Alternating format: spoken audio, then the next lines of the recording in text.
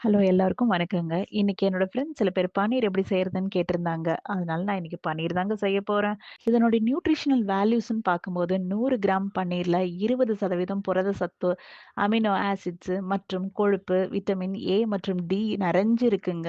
நான் இதுக்காக வீட்லயே இருக்கிற திக்கா இருக்கிற பால் பாக்கெட்டே எடுத்துட்டேங்க. ஒரு பாத்திரம் எடுத்து பால ஊத்தி அடுப்புல வையுங்க.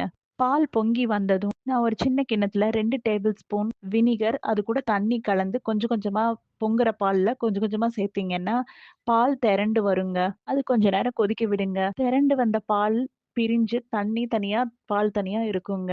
அப்படியே ஒரு வெள்ள துணி போட்டு வடிகட்டி ஸ்க்வீஸ் பண்ணி எடுத்தீங்கன்னா, உங்க பன்னீர் ரெடிங்க.